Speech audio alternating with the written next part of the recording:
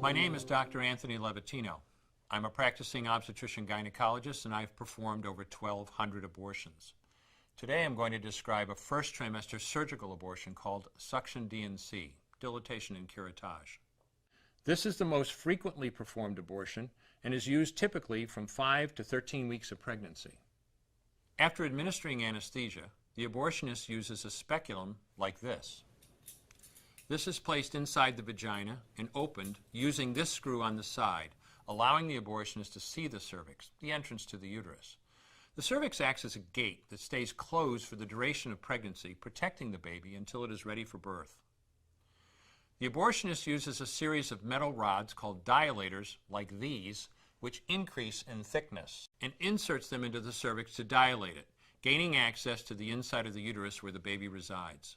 The baby has a heartbeat, fingers, toes, arms, and legs, but its bones are still weak and fragile.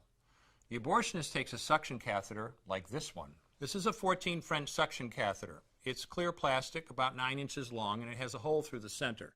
It is inserted through the cervix into the uterus.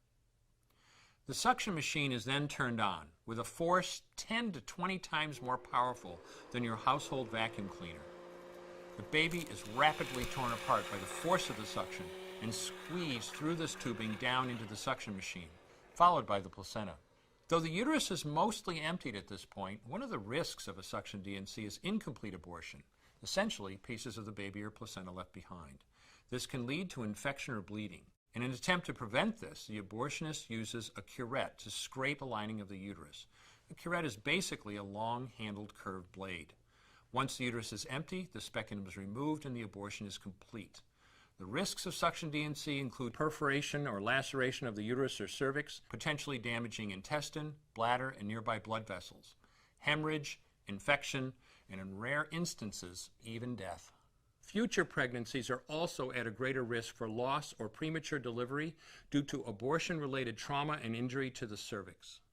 As I mentioned at the beginning, I'm Dr. Anthony Levatino, and in the early part of my career as an OBGYN, I performed over 1,200 abortions.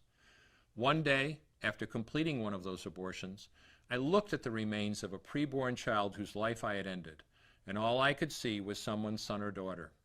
I came to realize that killing a baby at any stage of pregnancy for any reason is wrong.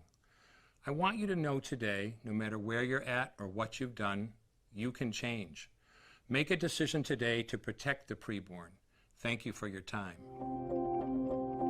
I will no longer do any more abortions. When you finally figure out that killing a baby that big for money is wrong, that it doesn't take you too long to figure out it doesn't matter if the baby is this big or this big or this big or maybe even this big, it's all the same. And I haven't done any since then, and I never will.